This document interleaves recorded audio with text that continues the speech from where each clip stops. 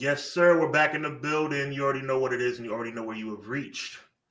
This is the one and only show called HUBBanomics on HWWeekly YouTube channel, and I am thrilled and delighted to have the one and only Conrad Cushman in the building, fresh off of a tremendous EPW show with our friend BJ, the professor, talking about AEW. You know what I'm saying? HW Weekly's in the building, EPW's in the building. The co-founders of the Clash are in the building for an episode of HUBBanomics. How you doing, Conrad?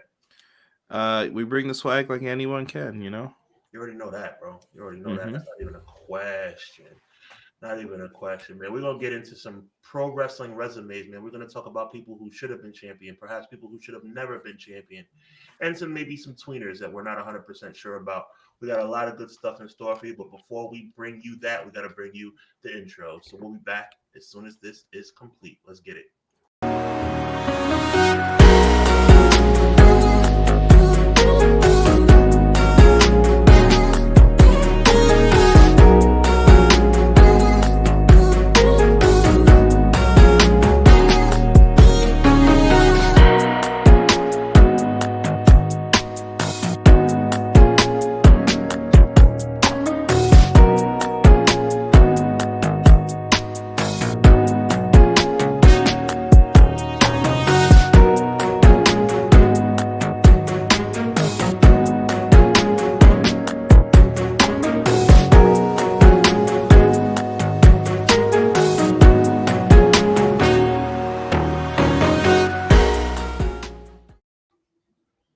It's a vibe. It's a vibe. You already know what it is, man. It's a vibe. Yo, really excited to have Conrad with me, man. We're about to get right into this. We're going to shout out the chat, man. Everybody who made their way over from EPW right here to HWW. Appreciate y'all, man. Clown is in the building. Cleasy13Z4 Tweezy in the building saying good afternoon or his time. Good evening to us. Appreciate you, man. Big shout out to Miracle. I'm searching for a miracle. You already know what it is in the building saying good evening. Appreciate you. The birthday man. Shout out to the birthday guy. Sir Quills in the building, man. Yo, drop some. Make sure you check out Sir Quills on Instagram, man. He dropped a crazy freestyle, you know what I'm saying, in celebration of his special day, man. Big shout out to Quills, man. We appreciate you, my brother. He says, what's up, Sean? Conrad, chat, your boy Sir Quills was fresh off my birthday to enjoy yet another dope edition of HUBBanomics. It's about to be a darn good show. Hashtag HWW, hashtag EPW. You already know what it is, man. M, Leezy, Fo, Sheezy. Hello, good evening, everyone in the building. Appreciate you, man. Sir Quills giving love to Matt Lopez on the return tip. Appreciate that. Appreciate that. All these birthday shout outs from me, of course, from Miracle, of course, to the one and only Sir Quills. You already know what it is. Uh, Clown says, getting close to free pizza, 5:45. I can dig that. You already know, Quills. You already know. Happy birthday again, man. We appreciate you. Big shout out from Clown to Sir Quills as well. You already know what it is, man. Listen.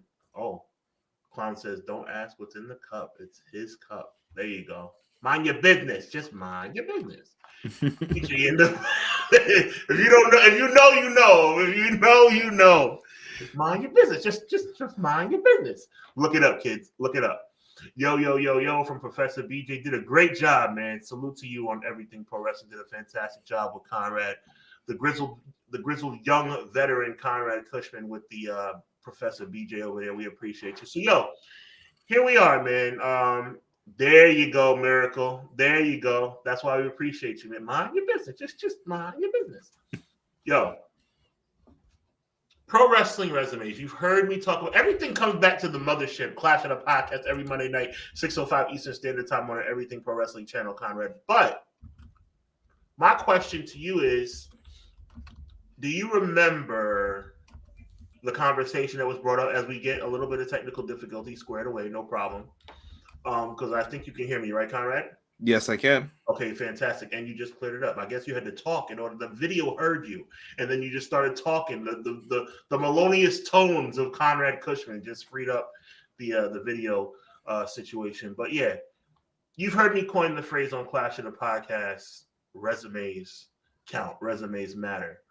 What does that mean to you, man? Like, obviously, you know what I mean. You know, like, do you understand what I'm saying when I say that? I know you do, but it's like resumes do count in wrestling, don't they? When it's all said and done, when you put your boots down for the final time, similar to the way that Devon and Bubba Ray gave theirs to the Hardy Boys at Bound for Glory. Make sure you check out the replay on Trilla TV.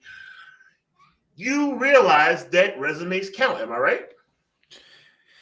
They do count. I think we also have to put in perspective, like, someone has decided you were going to win this, and sometimes there's going to be people left off that list that were like, well, why were they left off? So they matter, but at the same time, I also have to put in perspective, like, you could still be a great without every box on your resume being checked. What about no boxes? We got an issue there. Yeah, we got an issue there. So let's get right into this, man. I'm gonna bring up a series of names. Some of our younger viewers might remember. Some of our older viewers will definitely remember. Some of our younger viewers are very smart, so they probably have done their homework anyway. We're going to go down the annals of time, and we're going to go from backwards to forwards, talking about some wrestlers who never should have been champion, who should have been champion, and all points in between. Look, we all know people who were destined to be world champion, right? The Hogans, the Flairs, the Rocks, the Austins. They had the it factor, but there's always the tweeners, right? For every Bret Hart, God rest his soul, there's an Owen. For every Ric Flair, there's an Arn Anderson. It's like these guys that deserve. For every Roman Reigns, there's a Jey Uso. So it's like, you know that there are certain people that deserve that brass ring, but they don't always get it. So with that being said, let's talk a little bit about some who did get it and some who did have an opportunity to be a world champion, but perhaps, respectfully speaking, never should have. And actually, I'm gonna be disrespectful on this one because this is a glaring situation that is just makes me want to throw up in my mouth. And we're talking about, and when I pull up this picture, Conrad, bro. All because someone made a suggestion. Bro, you know, when I think of the people, because we're going to talk about a lot of people tonight who never had a chance to put that belt over their shoulder. For those listening on audio, I'm talking about the former WCW champion, David Arquette. Yes, the actor, David Arquette, was the WCW World Heavyweight Champion. You know who else was WCW World Heavyweight Champion, Conrad? Sting. Oh, no. Vince Russo. Vince Russo booked himself to be World Heavyweight Champion. Now, I want you, Conrad, you, my educated brother, to inform the people, talk to the people about another man who booked himself as World Champion. And we're talking about Verne Gagne. But that was done in slightly better taste, wouldn't you say? Well, Verne Gagne was a wrestler. So different, in my opinion, a little bit. I mean, bookers always made themselves the champion because who else could you rely on more than yourself? I get it. That's like giving someone your podcast, like, you know, you're going to be HWWeekly. Right. I'm going to fall back. And then you're seeing what you don't like. You're like, man, I got to take over this. Yeah. Yeah, completely different. But we're talking, Conrad. There's some ugliness to stuff like this. There's some ugliness to this. Can we be fair to David Arquette on the industry? Go ahead. I said I want to be fair to David Arquette. Technically, David Arquette did not think he should have gotten this. He said no like multiple times, and they were like, "You're helping us if you do this." And he's like, "Okay, if that's what you really want, but I don't think this is a good idea." And that's what they ended up doing. Vince Russo was ridiculous. And then to never get beat for it is even more ridiculous. For the theme, resumes count, resumes matter. When you think of this, Vince Russo, once again, guys, it makes me sick, bro. It makes me sick to think. Yes, I use the word bro. Yes, that's why I started laughing. Bro, that was perfect. That was out on purpose. It makes me angry. Because you know how I feel about, our chat knows how I feel about resumes. You know what I'm saying? Our chat knows how I feel about resumes. And it bothers me that it continues. Let's go into some of the my goodness. I don't know, bro. Miracle says, I've always been a believer that resumes count in wrestling. There you go. Appreciate that, Miracle. Clown says, I started drinking that Kool-Aid on the resumes idea. Mark Briscoe deserves an AW world title run like Mick Foley. Not bad. That's actually not bad at all. Miracle says, according to Bruce, the top guys that should have been champion, he would say they didn't need it. Then what are we in the business for, right? What are we in the business for? I don't understand this. Clown says, I think a big thing, Sean, is your view of the championships too, though, because if you look at Vince Russo, what does he think of titles? They're props. It's just a prop to him. Versus, I think people like us are more a career achievement. Yeah, I think it means something to give someone the title. Like, I trust you. You are the guy. You are leading this company as of this moment. But that doesn't, just because you get that belt, we know this too, doesn't always mean you're really the leader of the company. Listen, man, I'm lazy for cheesy talking about, WCW 2000 with a sick face. I couldn't agree more. And Miracle, right on top of things, man, because we're about to talk about that right now. Another owner, also Vince McMahon again. That was in better case due to the storyline with Triple H and Austin at the time and the building for Unforgiven 99. But still, Connor, I talk about 99 a little bit and Vince McMahon being world champion. I mean, even with the storyline, like Vince McMahon, that's in history. That's in the books. Do you know who booked it? Champion. Do you know who booked it? Enlighten me, bro. Bro, right before I left, bro. Wow. Not surprising. Yeah, people probably don't think about it, but yeah, Russo was probably behind that too, or the idea was already in the happenings. It was a shock moment. That's what, for WWE, they turned it around real quick and were like, yeah, no, absolutely not. The problem is Russo tried to play it again and it didn't work. Just disgusting. I mean, for me, and we're going to transition now into people well, here's another guy that never should have been world champion. The Great Khali. Why is it upside down, bro? That picture always kills me. As upside down as him being world champion is as upside down as the belt is right here. It's ridiculous. Why the heck is he world champion? And another guy, but we might disagree on this one. Jack Swagger. Anybody remember? Jack Swagger was the WWE World Heavyweight Champion, guys. Now, listen, I could say some curse words about Jack Swagger if y'all wanted me to, but I'm not going to do that. Jack Swagger, I think, was someone who had talent. I could see it. When he first got it, I didn't think that was the time to do it. But I do think that when he had that run with, was he Zeb Coulter? I always mix up his names. It's Dutch Mantel. Coulter, yes, sir. Good job. Yeah. Yeah, so he was also Uncle Zebekiah. But when Zeb Coulter was with him, that was the time for him to be world champion because he had the mouthpiece then. Mm-hmm. But, yeah. I mean, you would figure it out. And Miracle, I'm glad you leave that one up for me for 2 seconds. I wanted to say this about why I mentioned Russo booking it, because Vince believed in Russo, because Russo got some things right when Vince didn't believe in it. And this is how he gained his trust. Remember the Montreal screw job? He was like, yeah, I don't think that this is a good idea. Vince was right in the long term, but in the short term, he was like, it's going to work, bro. It's going to work. And then they saw the ratings go up, and then they wanted to see Austin McMahon. So he had the buy-in. He got rid of Cornette and all the other people who were on the booking team at the time, Sean. Like, eventually he was just like, it's Russo and Ed Ferrara. Like, they're going to book this. Right. And that was kind of the way it went moving forward. I don't know, guys. Like I said, y'all know how I feel about this. Like, Clown with a good point. He says that David also gave all his money to Martha Hart. So cool dude. Yeah, respect in that regard.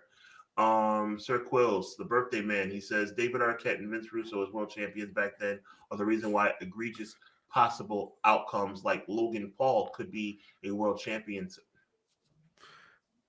Some younger fans that listen, Sean, might not know. He's telling the truth. Like, back in the day, that would have been like blasphemy to the championship, and wrestlers wouldn't have went for it. Bro,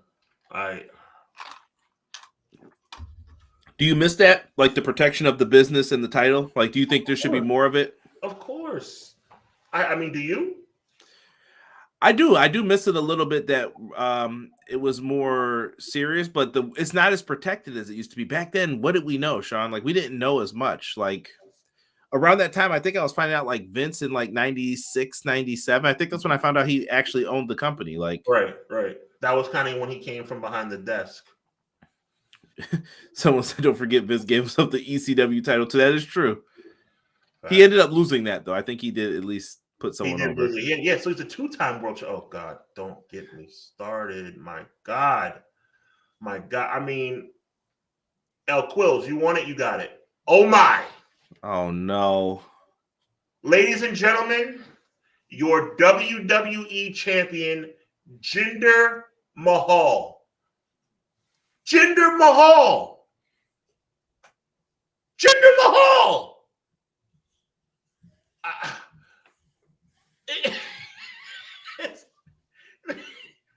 It's reprehensible. It's the reason why I love AEW so much. I mean, what are we doing? I can't answer what are we doing, but it's rough. It really is, man. Let's get to a couple more comments, and then he beat Nakamura. This is egregious. Like I'm about to yell. He beat Shinsuke Nakamura twice. Like, why did we do that? Why? Someone just tell me. This dude was losing like 2 weeks before. This goes back to how I feel about JBL. Like, I get that people like JBL, but he was Bradshaw 3 weeks ago. Yeah, JBL was better than Jinder Mahal, though. I didn't buy into it right away. I'm telling you, it took a long time. And they were like, you are going to enjoy this title reign because it's 9 months of this. Emily for CG says Jinder Mahal was a shocker. Not letting Shinsuke beat him was a freaking crime. I couldn't agree more. I mean, exactly. Quill says, why Jinder Mahal and not Shinsuke Nakamura? I have no idea. Emily says Jinder got tackled by Gronk at WrestleMania. Let's get into a little bit more positivity, man, because it's still sadness we're about to talk about, because now we're going to transition into people who should be champion or should have been champion. Before we do, Jocelyn's in the building. Jocelyn, welcome. JJ in the building. She says, I need to find a way to rewatch that match, but I wasn't upset at Jinder winning. What? I need a follow-up comment. When he initially won, Sean, I was like, okay, shocker. All right, cool. End this quickly. They didn't, though, bro. They did not. They didn't. They kept that thing going. All right. No particular order. Let's get into some of this. We're going to transition now into guys who were never champion that should have. And, the first one that jumps off of my list, Conrad, and feel free to chime in as well. Mr. Kennedy.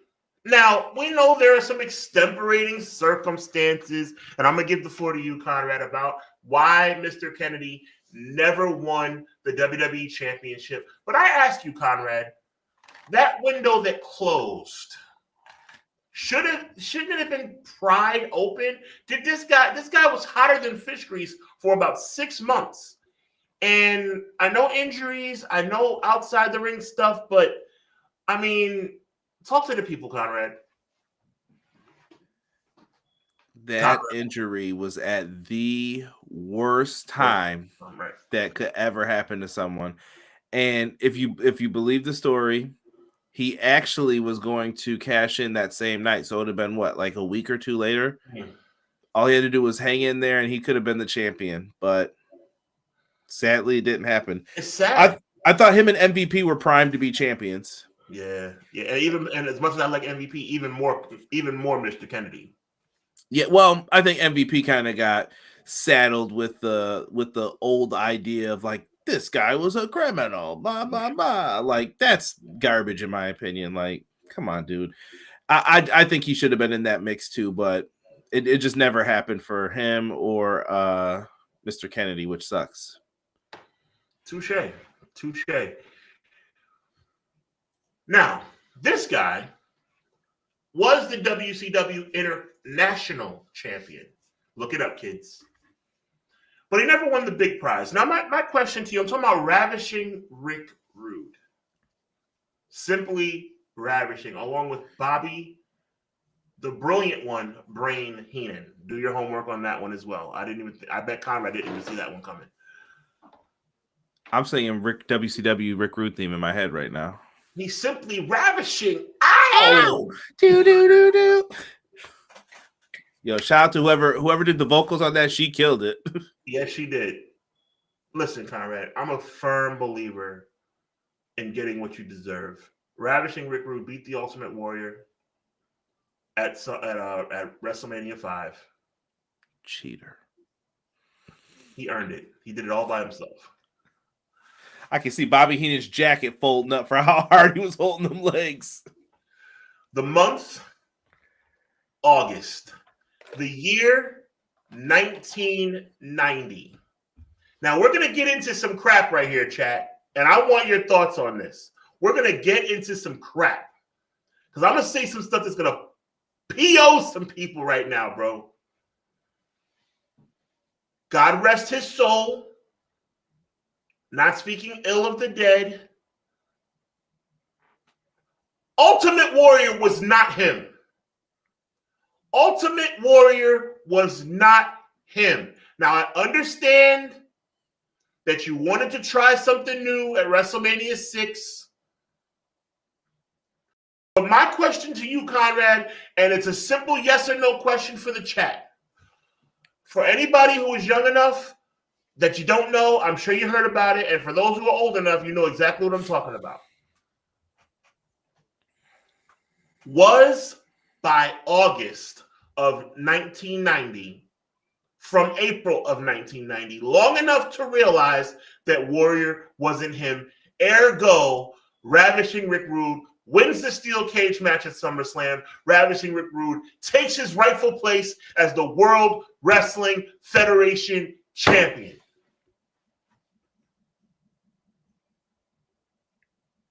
I don't know. That's tough. Oh my God. That's tough, man. I kind of felt bad too, though, for Warrior. Like it was an unwinnable situation too. Like imagine it's like being I'm going to use presidents for an easy reference for our North American viewers, but it's like being the second president of the United States. Like you follow the first guy who everyone says was great. You know what I mean? Like, what are you going to do? Like, okay. I think the Warrior was over. I just don't think he was as over as Hogan, sadly. But here's the thing, though. They realized by January of 91 that Warrior wasn't him. That's why they took the title off of him and gave it to Sergeant Slaughter. You're telling me from April to August they didn't realize? They didn't realize this guy wasn't it and that Ravishing Rick Rude deserved his moment in the sun? Shout out to Miracle. He says, Hogan did not want to face Rude. Didn't you notice that there was no feud between the two of them? Yes, I agree. God rest his soul, too. I'm not going to talk ill will against the dead about Hogan either. But we know Hogan was a politician, and we know Hogan didn't do everything the right way. 100%. But the Warrior, he could have fought he had 4 title shots in 1990 against the Ultimate Warrior, Conrad. So let me get this straight. When did Rude leave the company? Rude left the company in, like, Survivors right before Survivor Series 90, but there was no heat between him and the company before he left in a hurry. Like he was scheduled to be in the Survivor Series and then he ended up not even being there. Right. So my thinking was Sergeant Slaughter the best pick? Like that's the more egregious pick in my opinion. Like did you really need to give the belt to Slaughter? Are you saying that Sergeant Slaughter should have never been the WWF champion? Respectfully, yes. I think they were too heavy on the angle versus like to me that was the time to give Rude the belt there. Then if you were going to take the belt off of Warrior, you could have did that angle then. Big shout out to M. Leezy telling it like it is. Rick Rude at WrestleMania 5 beat the Warrior clean. No one's fault but Warrior for not paying attention. If your feet get caught up in the ring apron, that's your problem. There's a big blue apron holding them feet down. I'm just saying. Oh, M. Leezy says if Sting was in the WWE in 1990, there would have never been a Warrior push. Well, we all know Sting was better than the Warrior. Let's be real. A Miracle says, to be fair, they didn't have anybody to line up against Warrior, just like Diesel in 95. Ooh, okay. I like that. Big shout out to M. Leezy. He says Rude left in September and made his debut in how. No. That's not true, my M. Leezy. You're really good on stuff, but that's not true. He fast forwarded a little, I think. He fast forwarded just a smidge. That Halloween Havoc, the person that made their debut was Jake the Snake Roberts, if I'm not mistaken. Well, no, I think that's years later too. So what I thought happened was Rude leaves in 90. He doesn't come until, was it 91, right? It was 91, like in the spring or summer. Yeah, so I think in between he must have just did like indies or something and took bookings. No, he left in 90 and showed up. Yeah, okay, Miracle's agreeing with us. Yeah, that's what I thought happened. Yeah, because he was booked for Survivor. If you look up 1990 Survivor Series promos, he's booked to be on the Earthquakes team. Yeah. And we got the Barbarian instead. All right. Shout out to Barbarian though. Nice guy. No, don't be sorry. Don't be sorry, Matt. Do you know how much years of wrestling knowledge is in our brains that we mix up a year? Sometimes it happens. Trust Perfectly me. Fine. We appreciate you, man. We appreciate you greatly. All right, so let's put a stamp on this. Does Ravishing Rick Rude deserve to have a WWE championship on his resume? I think you could have gave him a run. I could find a place for him easy. Well, there's somebody else who should have a place easy, and that's this guy, Kurt, Mr. Perfect Hennig. Does anything really need to be broken down about this? I mean, the Hogan feud in '89, the Warrior feud in '90, all the way up until he got his back injury in '91. Is anybody going to dispute that Kurt Hennig, Mr. Perfect, should not have been WWE champion? Is there an argument against it? Because clearly there was an argument against it in the offices of WWE, those idiots. I think that they're just a babyface territory. I think that's just it's a kiss of death for them, unfortunately. Look at all the people we're naming right now. So far, they've been heels. Perfect and Rude, same faction too. So let me ask you this: if you could only have one between Perfect and Rude, who would you pick? Oh my! Now see, now you're sitting in the chair with Bruce, and Bruce's like, all right, pick one of them then. Let me answer this question after I read this comment by the one and only Emily's. He said, Mr. Perfect should have gotten a run. I think his back injury and Ric Flair coming helped prevent the title. Yeah, he could have got it earlier, but if it was later, definitely Ric Flair kind of stood in the way indirectly. Rude in his prime or Perfect in his prime to be, I'm assuming the cornerstone of my faction. Not even the faction. I mean, yeah. I mean, Heenan would probably have said that was my guy, but who deserved it more? Ravishing Rick Rude. He had the body, but I think Mr. Perfect had the in-ring. My question is this: what's better, being ravishing or perfect? You know what I'm gonna say? Absolutely perfect. I'm going Mr. Perfect, man. If I had to choose, I think they both deserved it, but if I had to choose. Oh, Miracle says, check this out, Conrad. Matter of fact, do me a favor, Conrad. Read that comment for me, bro. Miracle says that the time to put the belt on Perfect was 93. It was the new generation. Perfect was a face at the time. I mean, but Mr. Perfect did have some matches too, though, where like that Narcissist one where he went blank. He had the Shawn Michaels match where Shawn Michaels' pants were too high at SummerSlam. I thought we were about to get a classic, and that match was kind of to be honest. Mm-hmm. And I don't know what the reason was for that, but I don't know if Perfect was feeling it. I think Perfect took away some prime years from himself in like 92 when they were searching for new people. Right. Like he eliminated himself from prime time. Well, I'm going to say this to you guys. And Root too. If Root would have stuck around a little bit longer, because think he came in what, 88? And you're out in 2 years? Like, come on, man. What were you expecting? It's funny. You think about that. Well, 87 he came in, but it was a short run, a very short run. Yeah. Miracle says, I don't know if he's being funny, but I think he's being serious. He had a good series with Dunk the Clown. By the way, Matt Bourne was a very good wrestler. For those that don't know, Matt Bourne was Dunk the Clown. So big shout out to Matt Bourne. Rest in peace to him too. My God, it's just bone chilling to think about how many of our heroes have left us. Guys in the chat, don't worry. We're going to get to some modern day current guys very soon. I know you guys are wondering, are we going to talk about any guys from this millennium? Yes, coming up very, very shortly. But let's continue our history lesson for a couple more guys, okay? And speaking of history, let's talk about the women's division. Anybody remember this lady? For those listening on audio, that is Luna Vachon. Now, I'm going to go down the annals of a couple of historic moments. She was a good friend of Bull Nakano and helped lead Bull Nakano to her women's championship against Alundra Blaze. Got her own title shots, but never won. Then she got into a feud in 93 with Sensational Sherry. No title was involved. Do you think Luna Vachon specifically in WWE should have had a chance to be the champion? Yeah, I think that would have been perfect for her and Bam Bam when they were together. Even her and Sean, if they would have had the title back then, but it just never came to fruition. Even in 98, she could have been the women's champion. She wasn't the company, was it? Wow. Yeah, they had Sable beat her every time, though. Yeah, that was a bunch of crap. Yeah, and if you believe her story about don't hurt a hair on Sable's head. Touche. Oh, I got one for you. Oh, chat, I'm going to get to some comments. But chat, I'm going to promise you right now. Chat, look at me, chat. I promise you, I'm about to pull somebody up that is going to make Conrad's head start to steam. Steam is going to come out of that man's ears. Shout out to Miracle. He says being serious about Doink. No doubt. Shout out to Doink the Clown. Rest in peace, Matt Bourne. And Lizzie Fashizi says Matt Bourne was very good at that Dark Side of the Ring episode. Facts. Tragic indeed.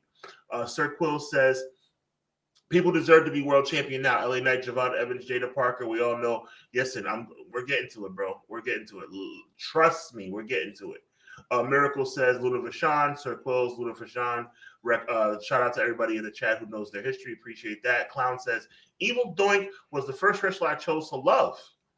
The miniseries had me come out and started my love of Clown. Interesting. That's cool. Cool fact about Queasy 1334 Tweezy. Appreciate you. Is that why your name's Clown? Oh, because of it. There you go. Hiya, Georgie. There you go. Sorry.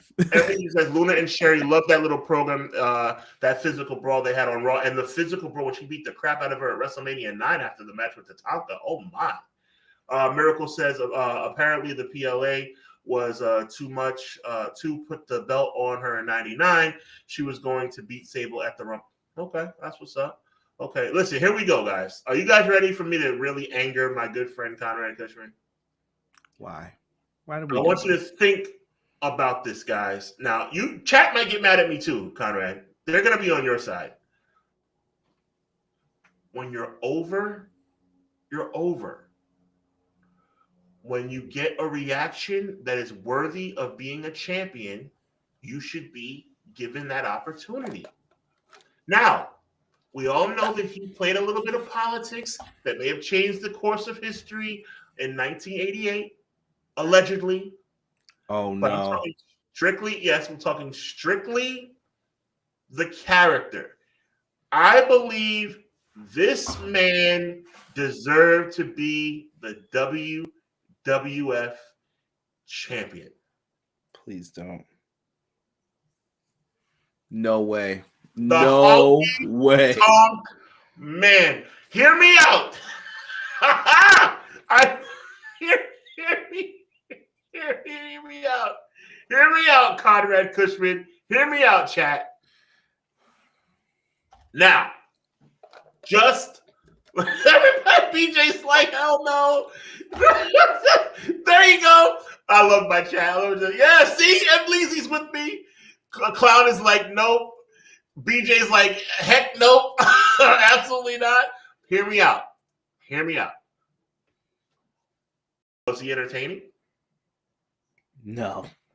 Oh, see, if you're not going to be fair, we can't have this conversation. I'm being more than fair. He was fun. When that music hit, let me tell you how fun he was, Conrad. He had his own segment at WrestleMania just to debut his new song. Was this a Greg Valentine? Yes, he got a spot on Think about this. He got a spot on WrestleMania just to debut a song. They would have gave Matilda a spot back then. Cut it out right now to see a spot. Yo, Honky Tonk Man was fun.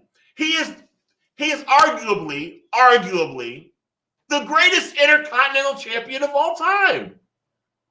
14 months. 14 months he held onto that belt proudly and with great esteem. Come on. I was so glad when Warrior clotheslined him out of that, that title. God. That was a miscarriage of justice, by the way. That was a miscarriage of justice. You beat a man in 14 seconds that was holding the belt for 14 months. That's a miscarriage of justice. Well, he wasn't ready. Well, I mean, let's call it. I'm just saying. Yo, the chat is going in. I love it. M. Leezy says Greg Valentine. And yo, M. Leezy's a young guy. Shout out to M. Leezy with the homework. He says Greg Valentine with the black hair. I love it. I love it. Listen, man, I'm just saying, he was over. He was over. And you know who else was over? Somebody who he beat for the Intercontinental Championship. Now, he was a WCW champion, but should the Dragon have been WWE champion? He could have been. Why didn't he? He decided to go home and be with his family. Wait. So, that's why he lost the IC belt. Yeah, that's why he didn't get anything else after that. Couldn't rely on him, they thought. But Ricky was there. Once again, the issue is Hogan. When Hogan was the guy, he was going to stay the guy no matter what for these folks. So, but you know what? Speaking of WCW themes that were better, Ricky Steamboat too. The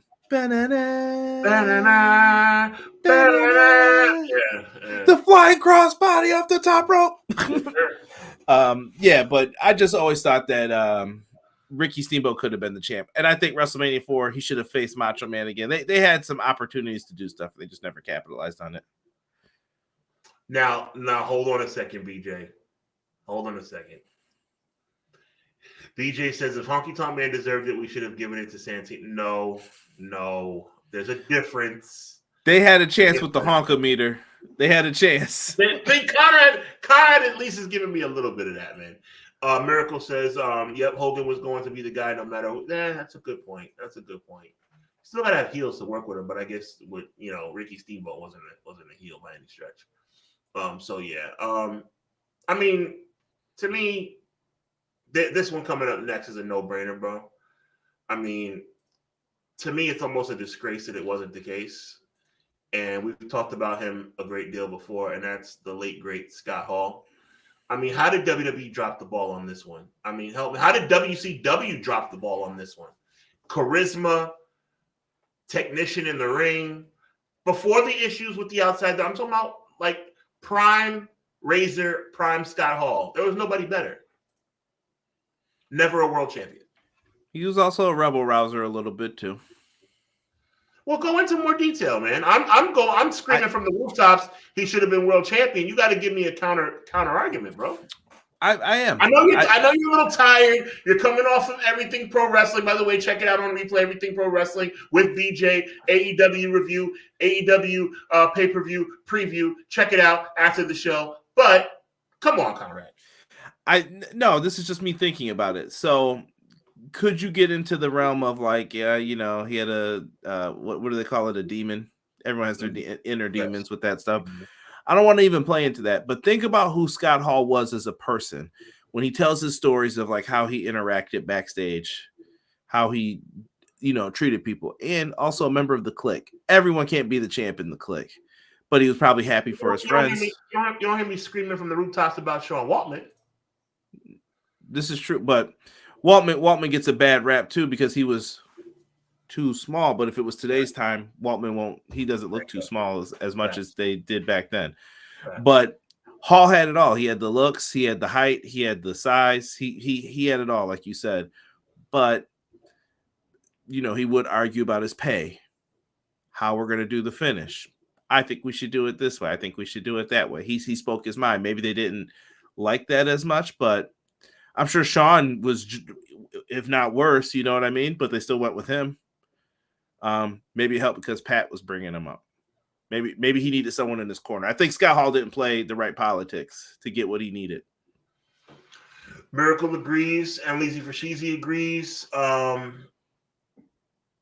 Clown is shouting from the rooftops about Jake the Snake Roberts. Do you think that Jake the Snake Roberts should have at least been the Intercontinental Champion? I think Jake could have had something. I think he should have at least got a program with Hogan. It was funny how that never came to fruition. If you ever find tell us more about the snake pit incident where he dropped Hogan, and instead of booing Jake, they chanted DDT, DDT, and Hogan was like, "I don't think so, brother." At least according to Jake, that's what happened. So absolutely, yeah, Jake was always good though, and maybe he falls into that category of who someone mentioned Bruce Pritchard earlier, I think, and they said like, yeah, never needed the belt. Jake was always over. Jake still had one of the most devastating finishers, and he was cool. But do you agree with that never need the belt crap? Because I know that Jake the Snake Roberts would love to have had that on his resume. So would Scott Hall. So would Mr. Oh, they never needed the belt. Never. I mean, it's like, but championships define legacies, Conrad. Yeah. I mean, it depends.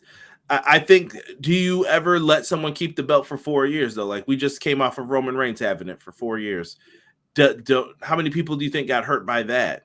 How many people got passed over for a long title reign? Well, that's why they created the World Heavyweight Championship, which I thought was a good idea this time. Yeah. Let's not get too deep into this, but I'm gonna say real quick, I was cool with Roman Reigns holding onto the belt because he was awesome. But I was like, yo, they need another belt because Roman's not going to lose. And that's why they created the World Heavyweight Championship.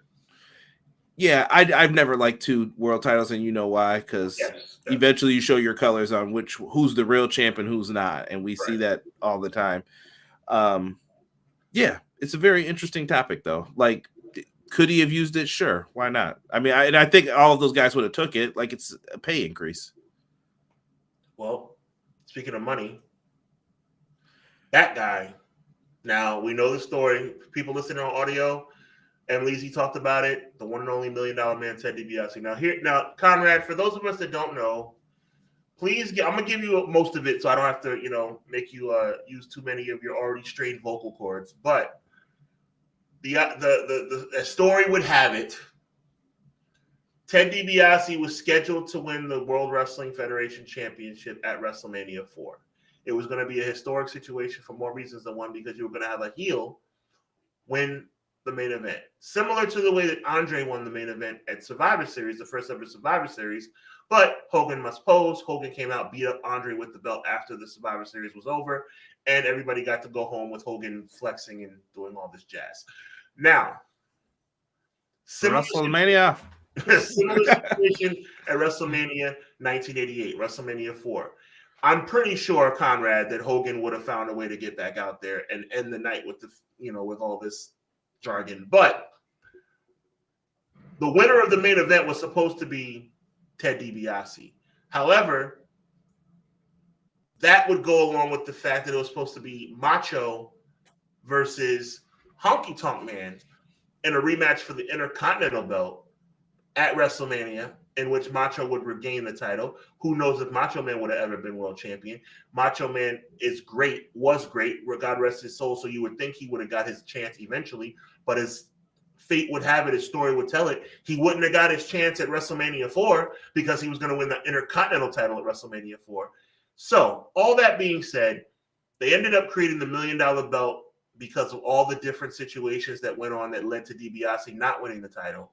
Conrad, tell me more about how you feel about that story and the unfortunate fact that Ted DiBiase was never a world champion when he probably was within inches of being so.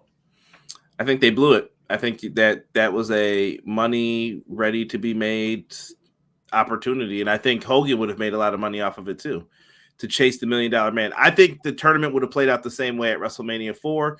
You would have just had to have picked who's the best baby face to have matches with them. Maybe it would have been like Ricky Steamboat and him. I'm trying to think of who else was in the tournament towards the end there that was a baby face. Pick whoever, right? As long as they could have a decent match. Even it could have been Tito Santana even. Like, as long as they have a decent match, and I know he wouldn't have been available, but anyone could have went in there. Locks in the $1 million dream. He celebrates, have him do one of his dastardly acts, and then Hogan comes out to save the day, beats up Virgil and Ted DiBiase. There you go. Hogan must pose. Right? Yep. And it goes off the air and money. Another missed opportunity. Let's get into some of the comments. M. Leezy says, "Money, money, money, $1 million man." Miracle giving us some context about the snake pit being that was an '86 edition of it. Shout out to Conrad and Miracle. Miracle goes on to say, "Nah, I want the belts to be unified." Okay, Same. so he feels like it shouldn't be 2 world champions. I think that might be the case now. But when Roman Reigns had the belt on Monopoly, like, you had to do something. I just think the championship float between both brands. That's just a me thing, though. Yeah, but specifically the Roman Reigns situation, since you brought it up, Roman Reigns was champion for 4 years, and nobody was going to knock him off that perch. So my question to you is, are you cool with him being champion for 4 years and having no alternate champion? I just think he should have showed up more. Whatever you would have had to have paid him to do that, pay him. BJ says, money, money, money, money, money. Everybody's got a price. There you go. My dog's always coming in clutch. M. Leezy says, in my mind, he was champion. He beat Andre. Andre was so scared he gave it. That's true. Saturday's main, or the main event, I should say, spring of '88. Andre was so scared of Ted DiBiase, had so much reverence for Ted. Big shout out to M. Leezy for speaking the truth. Had so much reverence for the $1 million. He said, you know what? I know I'm 7'4". I know I'm 500 pounds. But you know what? I don't want any part of this guy. Just take the belt and spare me the butt kicking that I don't want to take. And then stinking, God rest his soul, stinking Jack Tunney, the worst president of all time, reverses the decision and says the title is vacant? First of all, who did Jack Tunney think he was anyway? That was a disgrace. Got Earl Hebner a job out of it. That's all I know. the evil twin who they ended up hiring. Yo, Miracle, you're going to have to give us some context on that. Savage was supposed to win the WWE title at the first main event. That's news to us. That's news to us. Did you know that, Conrad? No, did not know that. Miracle says that find that Roman was champion because most of the main event stars were already champion multiple years over. I hear you. Let's get into some more stuff, man. We got a little bit more to go, then we're going to get you guys out of here. Obviously, there's one that's glaring in my mind. That's the late, great Owen Hart. Obviously, he passed away tragically in May of 1999, but there were opportunities for him to be champion. The most glaring one to me, Conrad, was SummerSlam 1994. I don't know if Brett advocated for him. I know Brett loved his brother dearly, and if there's anybody who I think would have advocated for Owen, it would have been Brett. Maybe Brett threw it out there, saying maybe Owen should win this thing, and then Vince was like, no. But I mean, your thoughts quickly on Owen Hart?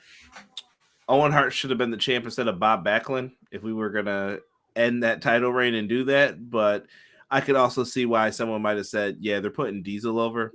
Don't lobby for that spot. Let Bob have it because you're going to lose in a day. Would it have mattered? Okay, my question to you is, how would Owen Hart have won that title at Survivor Series and under that format? Or you're saying the whole I quit thing would have never happened? You could have done it however you wanted to, but I think that was Owen's time to become the champion, though. Even in SummerSlam 94, you could have did it then. But unfortunately, not how it went. Now, this man has an accolade of being the first African-American world champion in professional wrestling history. He won it in WCW. And we're not poo-pooing on WCW. I'm very happy Rick Rude won the WCW title. There's others that have won the WCW. Steamboat got his world title in WCW. Dusty Rhodes, who could have been WWE champion, got his championships in the NWA/WCW. And this man, the first African-American to ever be WCW champion. My question to you is, and I think the answer is yes, 1996, after he got rid of that goofy-looking head gear, he forms the Nation. That guy looks like money, and I'm talking about Farouk. Do you think there's a world where we could have seen that man beat The Undertaker? At King of the Ring? Yeah. In my mind, I think you could have possibly done it because I'll never forget that promo. You don't need to be worried about this black male. You need to be worried about this black male because I'm coming to become the World Wrestling Federation champion. That was pretty good, by the way. Yeah, no one has this clipped online. Somebody help a brother out. Like, I want to reference that and tell people about it all the time. And I'm like, there's no clip of it. But that was his promo against the Undertaker. I'm sure Peacock might have even scrubbed it. But yeah, you could have probably did it with him. They just missed their opportunity. I felt like they weren't all the way in on the nation at some points in time. Like, they were more building up him and Ahmed to have a few, because Ahmed was definitely a case too to be champion, I think, back then. They just put a kibosh on it. I think Ahmed got hurt when he joined the nation. Ahmed got hurt every time something was about to happen, though. and I'm not saying that to be mean. Like, I'm being dead serious. Like, every time. But they could have had Undertaker like lose to them and then chase them real quick. Miracle Correction says, the IC title. Yes, agreed. That's true. Big shout out to Jocelyn in the building. We appreciate you still being here. She says, Eva Marie, could you imagine if she would have won, was champion, especially that time when she was messing with John Cena, making Matt Cardona look stupid. Yo, I like that, Jocelyn. Thank you for that. Very smooth, very smooth. That's right. The worst president of all time, Professor BJ. Jack Bartholomew Tunney. That's his name, by the way. That's his real name. I have his copy of his birth certificate. I can show you. I believe we are forgetting about Mike Adamle. Mike Adamle was not president. He was general manager, sir. It's all the same to me. Well, look, Jack Tunney had a responsibility to be president, and unfortunately, he dropped the ball. Speaking of presidents, I got to do it one time for Gorilla Monsoon. You broke every rule and regulation in this building. You darn right, because I don't care about him. Stone Cold Gorilla backstage Monday Night Raw. I know exactly what you're talking about. I'm gonna cut you a break. That's great. That's great. I remember that. That's pretty good. That's pretty good, yo. That's pretty good. Conrad with the comedy, yo. Listen, man, I got something for you, bro. And after this, we're gonna get to 2 or 3 more people. Then we're gonna get to some modern day stuff to make all the modern fans enjoy a little bit more of the show. First of all, this is a disgrace. This man, Junkyard Dog, never being champion is a disgrace. Absolute travesty of justice, in my opinion. Charismatic, over with the fans, tremendous athlete. I mean, ridiculous. Lost to Greg Valentine at WrestleMania 1, or excuse me, yeah. Did he lose? He lost. No, I think he won by disqualification. I mean, never was in the world championship picture, Conrad.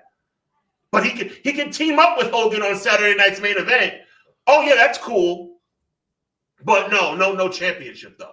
Where did that Saturday night's main event happen from? Do you remember? It was in the early days, 1985, 86. Look it up for me. Just see if you can figure out what the location was. Yeah. I just wonder with Junkyard Dog, man. I have fond memories of Junkyard Dog. He was like a thumb wrestler in my pre-K toy box. I remember the big blue wooden toy box, and I had Junkyard Dog, and that was one of like my go-to toys. JYD probably could have done it in the WWF. Did I see it happening back then? Probably not, but you could have did something more with him. And I think if it would have been like how he was when he was with Mid-South, you definitely could have made JYD a humongous star. Thank you, Miracle. He said he won by count out at WrestleMania 1. Count out. Thank you. I thought it was disqualified. Thank you, Miracle. To answer your question, Conrad, Hogan and JYD teamed up to face the Funk Brothers on the May 3rd, 1986 edition of Saturday Night's Main Event. What was the location? That's what makes me wonder, because if it's like in the South or somewhere, or maybe it's like where his home territory was, then maybe they were trying to do that to get the rub from Hogan and sell more tickets.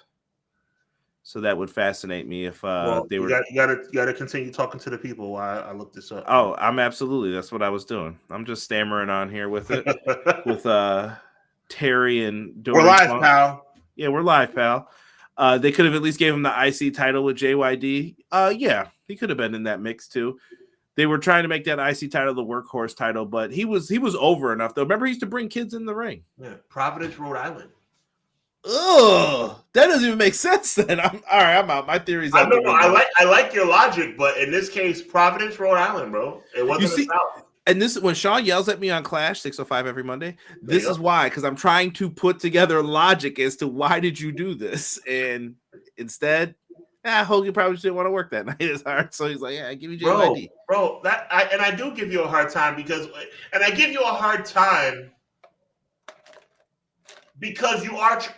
I'm actually giving you a hard time for the wrong reasons. You're trying to do the right thing. You're trying to be someone that sees both sides of the coin. I think it's a two-headed coin. I think one side sucks and the other side sucks worse. This is a perfect example. You came up with a very logical explanation. Maybe Junkyard Dog and Hogan teamed up against the Funks in a Southern territory so that WWE can sell and put stuff on the map in a Southern territory. It was in Providence, Rhode Island. Well, so what justification? There is no justification. None. It should have been a double dog collar match. Double juice. It's going down. Terry Funk. Double main event. Good old JYD, man. He probably had the kids in there dancing while Hogan was flexing. It was the 80s. God rest his soul, man. Look up Saturday Night's Main Event 86, May 1986. You'll see. And the last one before we get to I'm gonna stream through these. Roddy Piper should have been world champion. I think Paul Orndorff. By the way, Paul Orndorff, WrestleMania 3 substitute for Andre if Andre didn't make it to WrestleMania 3, Pontiac, Michigan. This event right behind my right shoulder. He would have been Andre's replacement at WrestleMania 3. That's a big deal. Now, let's get into some modern day stuff after we get into one more person from back in the day who I think should have been Are you ready for this, Connor? I'm about to blow your mind again, bro. But this one you might actually say, you know what, Sean? Not the honky tonk man, but I think now I can understand. Maybe you have a point about this one. Before I get to that, I'm going to get to the chat one more time. And I want to reach out to everybody and see how everybody's doing with this JYD thing. Clown says JYD was the same category as Hacksaw. They carry something to the ring. They don't need a ton. I couldn't disagree more. And I never liked Hacksaw Jim Duggan, for the record. Yeah, I never saw him as a champion. I couldn't disagree with Clown's sentiment anymore. Just because he carried a chain doesn't mean he doesn't deserve a chain. That's I don't understand that. But I respect your opinion. T. Ferg in the building. Welcome to the show, my guy. I appreciate you. He says, what's good, fellas? I agree, JYD. I wish Bad New Brown won the title. He deserved to win the title. He left the company because of that. And said, not sure if Paul Orndorff or Rick Martel ever won the title. Paul Orndorff did not. Rick Martel did not. And those are viable candidates. Rick Martel was AWA world champ, if you counted that at that time, but it was kind of past its prime. Yeah, you have to figure whether or not you Miracle says, I agree with Sean on that logic. Thank you, sir. I appreciate that. So check this out, guys. Here's a good one. Here's a really good one. And after this, we're going to get to the modern day guys. Conrad, I think this person should have been the WWE World Champion. The year, 1999.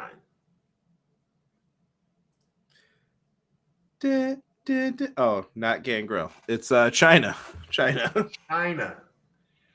If you know, you know. The year 1999, Triple H is the number one contender. Shawn Michaels is the commissioner. They're going back and forth. Listen, you ungrateful. Talking to China. Triple H is going back and forth with China. China gets a shot to be the number one contender and wins.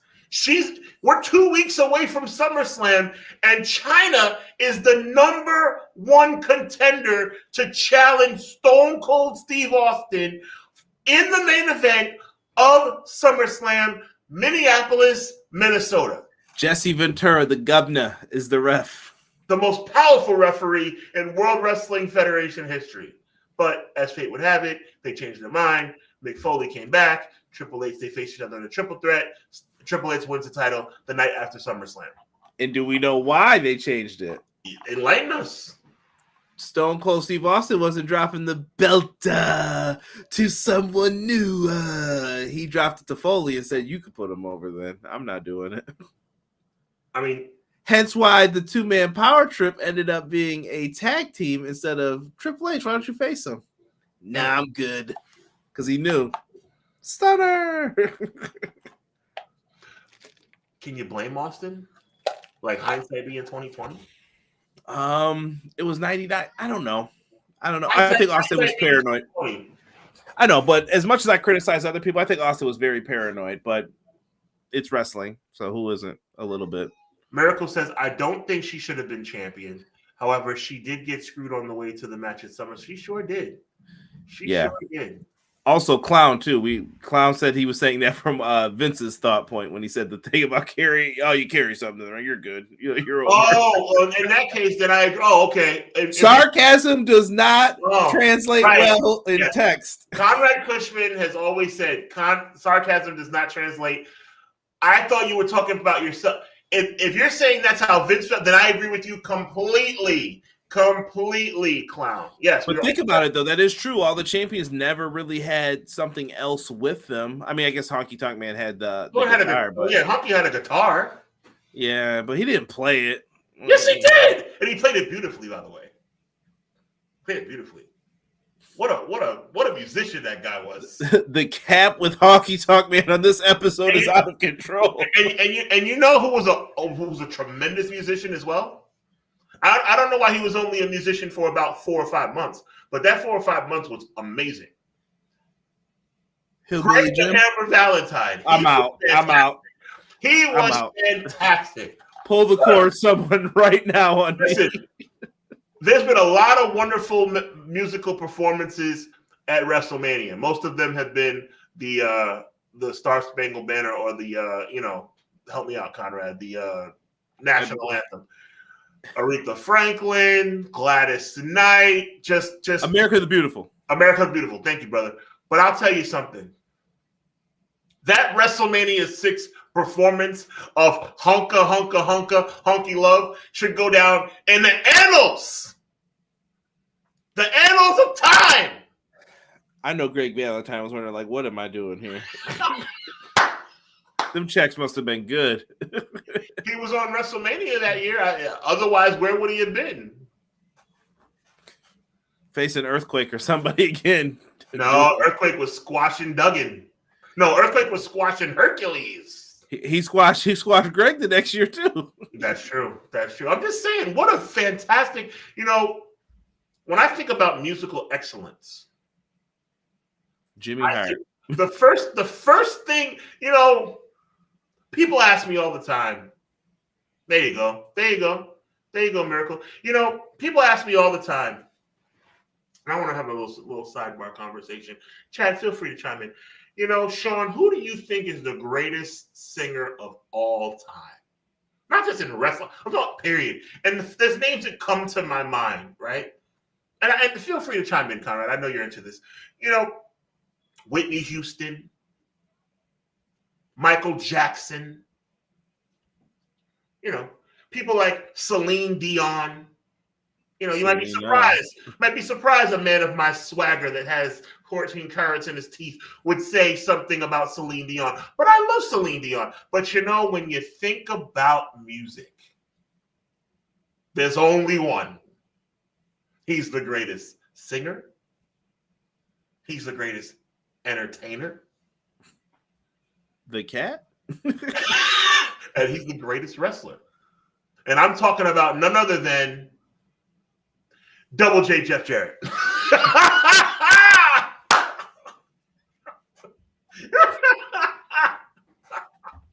We're having a good time today, guys. We're having a good time, man. T-Ferg just threw another good name in the chat.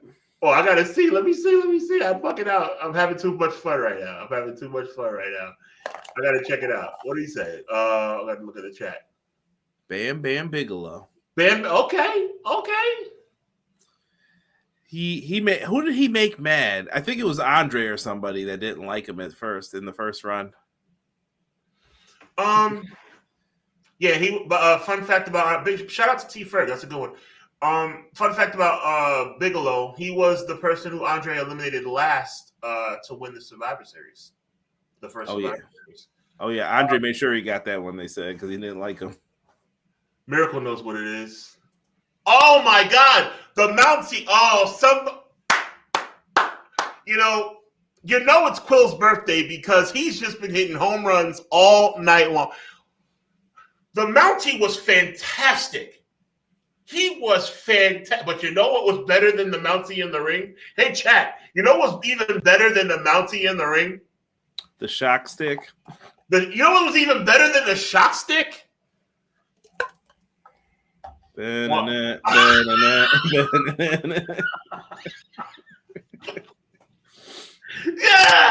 Conrad, my brother from another mother, hits it right out of. Thank you, Quills. Thank you, Quill. And back to Double J. Ain't he great? He is the greatest TNA champion of all time. Spending my day working hard on the go. Tell me it's not catchy, though. Tell me it's not catchy. And tell me you wouldn't rather him be singing it than that loser Road Dogg Jesse James. I mean, I don't know what Milli Vanilli they pulled on that one, but fantastic stuff. We're having a good time. Ain't he great? He is. He is. All right, guys, let's get back serious again. We're having a good time. But now we're going to get into some modern day stuff. And then we're going to let you guys go on this beautiful Thursday evening. Now, she's been United States champion in a short time that the United States Women's Championship has been around. I think this woman should be WWE Women's Champion. What say you? I'm talking about Chelsea Green. I think there's still time. Okay. I think what you have to do with her is you have to figure out how to turn her face, and even it could be. I think a Money in the Bank cash in would be perfect for someone like her. It'll be a feel good moment once she cashes it in, becomes the champion. It's the babyface vibes, right? I think that people love her even though she's a heel. That's what makes me see it. Like, it's kind of like Santino. Like, he was a heel, but people loved him. Like, he's hilarious. He's great. I think she falls into that same category. She can't be too silly, and I don't think she's gotten to that point yet, but I think she's at the point where if she won the Money in the Bank, I think people will go crazy for her and be happy for her. Next up. This is a controversial one. You know me and you about to argue about this. Well, let's hold off on this one because, yes, we're going to close out the show with this one. How about this guy, LA Knight? Does he deserve to be World Heavyweight Champion? I say yes. I didn't think so at first, but he's really hot. He's hotter than fish grease right now with the fans. I think there's a chance to do it. I think he should have got where Priest got that Money in the Bank. I think that was his time too. Okay. But I think you can do it though. I mean, we've got some things happening right now. There's some possible injuries that I'm sure we'll be talking about. He's losing every big match, Conrad. Every big match he loses. Yeah, I don't know where they were going with the Punk thing. Honestly, can we talk the Seth thing real quick? Hold the title up. Hold the belt up in the tournament. Do it. Me and you already talked about it. I'm bringing it. Deadly Games. That's it. You're getting Deadly. You know what? It can work too. Deadly Games too. Yes. And you put it in there. CM Punk's in the quarterfinals. Yeah. LA Knight beats him. And you let it come down to two people who have never been the world champ. Let it come down to them. And that's it. That's one of your matches at Survivor Series. That's what I would do personally. I knew the chat would liven up when we started transitioning into the main event roster of 2025. Emily, she said Chelsea Green will happen because she's great at using time given her. I agree. Matt Lopez, Emily for Sheezy says, no, I'm bugging out. I'm so sorry. Miracle says she'll get it eventually. That's what's up. We're about to get into the Sami Zayn conversation, but Emily for Sheezy says Shammy should honestly, I haven't given up on him yet. Oh, we're going to talk about that right. Oh, no, he says I have. Oh, he has. I gave up. Okay, so we're on the same page because we're going to get into that heavy, right? That's going to be the main event of tonight's show. LA Knight should have won it, should have had it now, Emily says. Wow. Oracle says LA Knight, yeah. Birthday Man, Sir Quill says LA Knight, yeah. I like this. Emily Z says, screw War Games. Give us Deadly Games 2025. Conrad style. I like that, brother. I like that. Miracle says, because it's a deadly game. Oh, yeah. You got me thinking about watching that on TV tonight, man. Sean's about to be driving to work tomorrow. Just listen to That's it. That's right. Yo, that's one of the best things Vince Russo ever booked. Yes. Not even being funny. Nice. They fooled me that night. I remember as a kid, I was so excited after everything had happened. I was like, that's crazy. And Quills also says that Jade Cargill, which is also somebody on the radar, Jade Cargill, but she will be. I think that's on the very quick horizon, honestly. If it does happen, that's going to be one of those, it's a darn shame. Yeah, I mean, again, agreed. We're going to get Sami Zayn. That was a tease. We're going to get into Sami Zayn, but of course, you know who I'm going to go to next. This is the co-main event, the semi-main event. Now, my boy Jey Uso has already climbed the mountain. There's nothing I'd rather see than to see this guy that I'm about to pull up climb that same mountain. Do I think he deserves to be world champion? Probably not. But Intercontinental, United States. Put some gold around this man's waist. And let me tell you why. Not just because he's an Uso. Not because Sean loves the Usos. Everybody, Sean loves the Usos. Hubbs loves the Usos. I do. But you know what? Let me give you some context. Just like I gave you all context, you, Conrad Cushman, when I give you context about Jey Uso. And you said, Sean, it's never going to happen. I said, it should happen. And let me tell you why. Let me tell you why Jimmy Uso is at least deserving of being the United States or Intercontinental Champion. A, he's funny. B, he's charismatic. C, the fans love him. D, he's good in the ring. Not great, but good in the ring. And E, he has a fantastic, thriving love for this business, hence why his pregnant wife is at home and he's still on the road, still grinding like a true professional. Why not give this man his flowers? Go. I just don't know if with Jay, I can see it, Sean. Like I see no matter what you say, and I'm looking at like a Derek or somebody, like you may not feel Jay fully, but you cannot deny. Why are those people going crazy then? You tell me, why are they going crazy? I get it, Yeet Man and all that stuff. You can get into like the why and why not and get deeper into it, but people are going crazy for him. He was moving merch. They had everything lined up. He checked the boxes, Sean, as we often say in wrestling. He's checked all the boxes. What boxes does Jimmy check, or does it feel like it's a participation trophy because Jay got something that he should? The floor is yours. Continue. I just checked off 5 boxes. No. But I'm just saying, I think people are going to have an issue with, does he check all of the boxes like Jay does?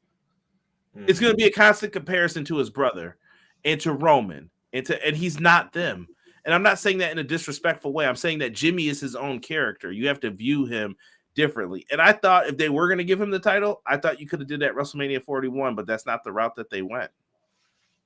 And they made him like, I hate to say it like this, they made him like, the afterthought with Jay's title win. He was a pawn in the storyline instead.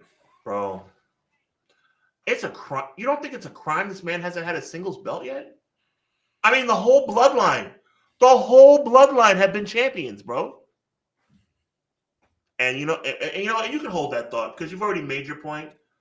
But I'm gonna make another point, and we're gonna lead into what we really came here for tonight. Because Jimmy's never been a world champion. But you know what else Jimmy's never been? United States champion, NXT champion, IC champion, television champion, cruiserweight champion, hardcore champion. He hasn't won a darn thing.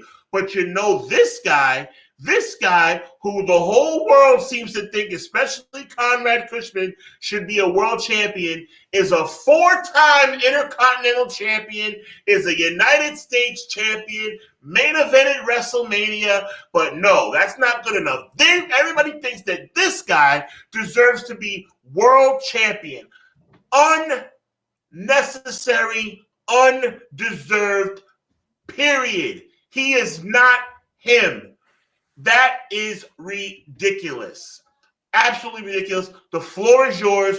I want you to explain to me and our wonderful viewers why this guy, who's had everything except the world title, deserves to be world champion. When Jimmy hasn't won a Louis Vuitton belt, much less a championship belt. I will say this, oftentimes on cards, and I'm sure you're going to name a few where it's like, okay, but I will always say Sammy's usually on the upper end of this. On most wrestling cards that he's on, is he not one of the better matches on the show? Is Sammy not over with the people when he's a babyface? Is he not hated when he is a heel? He does his job well. That's his name, Quills. Quills giving everybody Sami Zayn's full government. Samuel Bartholomew Zayn. I appreciate that, Quills. Happy birthday again.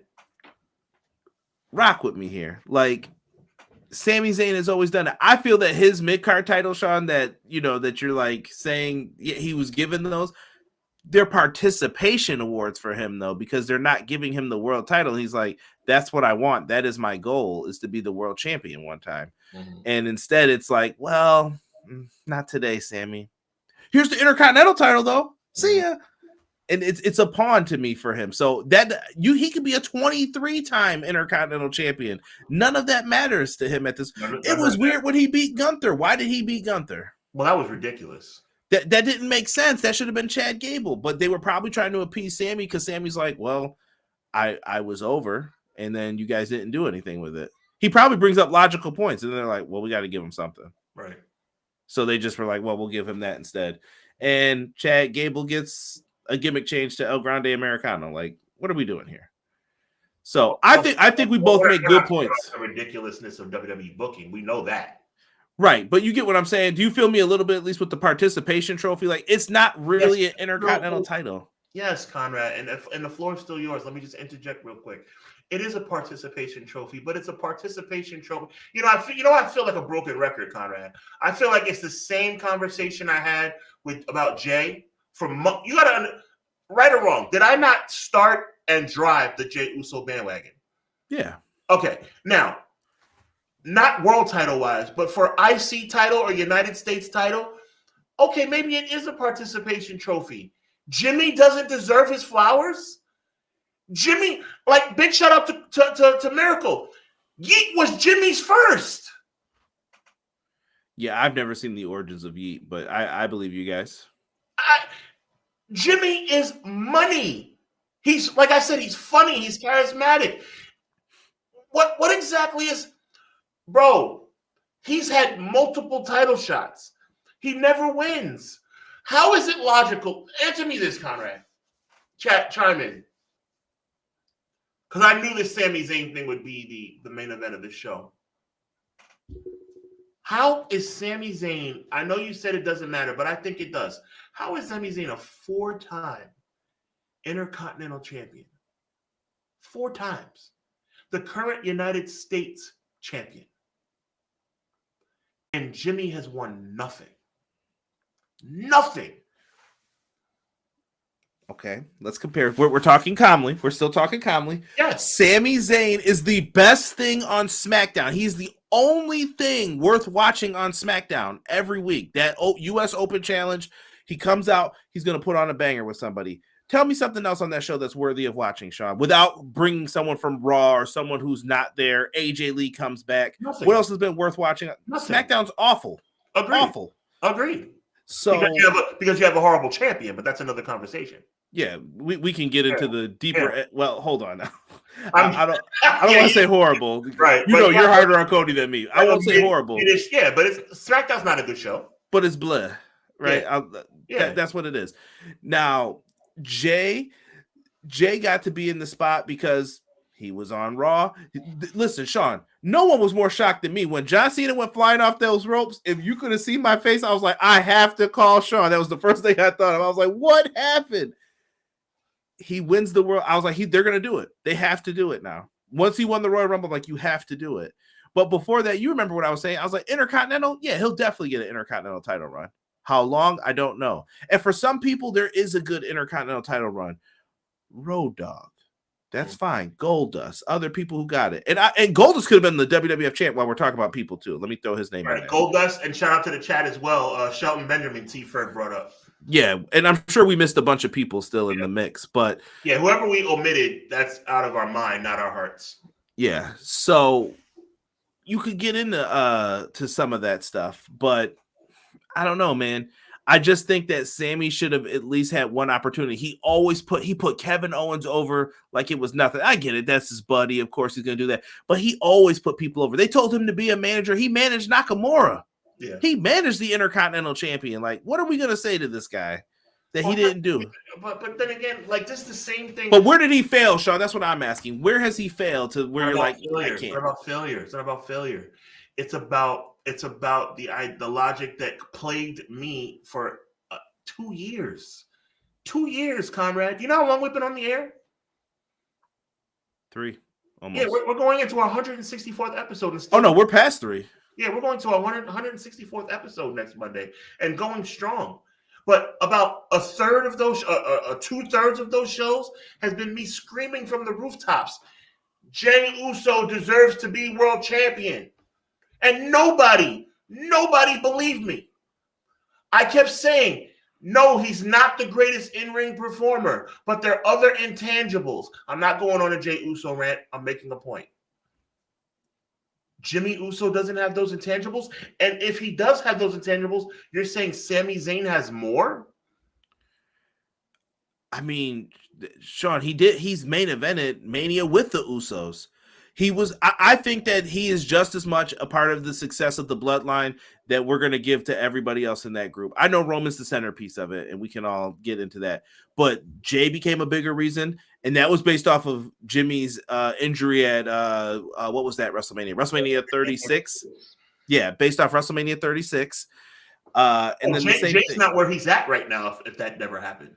Correct. And I think being the pandemic helped.